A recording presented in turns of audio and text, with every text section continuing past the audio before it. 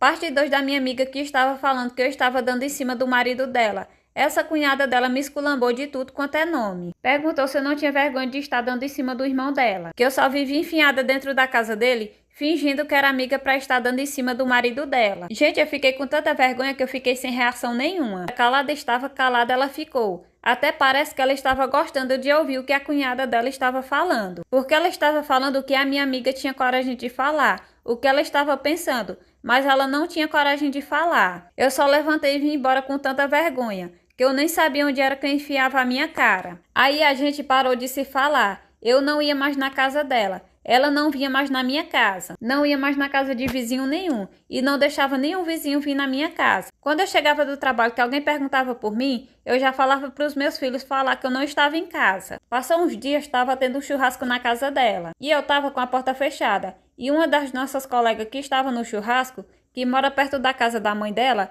veio aqui conversar comigo. Chegou e veio me contar o que estava rolando na rua de cima. Na casa dessa amiga minha, era eu que estava dando em cima do marido dela. Na casa da mãe dela, toda noite se reúne um monte de gente para estar conversando. E ela aproveitou e saiu contando para todo mundo que eu estava dando em cima do marido dela. Neguei, falei que nada disso estava acontecendo, mas também eu deixei para lá. Não fui procurar conversa nenhuma com ela depois disso. No meu aniversário, eu chamei outra colega minha pra gente tomar uma cervejinha no barzinho aqui perto da minha casa. E a gente foi. Quando a gente chegou lá, eu contei o meu lado da história pra ela, porque ela já sabia o outro lado da história. Quando ela chegou, ela sentou. Eu já tinha tomado umas duas. Olhei pra ela e perguntei se ela tinha parado de falar comigo pensando que eu tava dando em cima do marido dela. Eu falei pra ela que se eu quisesse ter ficado com o marido dela, eu tinha ficado no dia que ele foi bater na minha porta de madrugada. Mas o que foi que eu fiz? Eu chamei ela, que nunca tinha passado pela minha cabeça ficar com o marido dela. Disse pra ela ficar despreocupada, porque eu não queria ele não. Nesse dia eu falei tudo que eu tinha vontade de falar pra ela. Depois disso a gente continuou afastada, mas essa fuxicada toda serviu de lição, pra não estar na casa de ninguém e não deixar ninguém estar enfiado dentro da minha casa. E me diz aí, gente, o que vocês acharam dessa situação?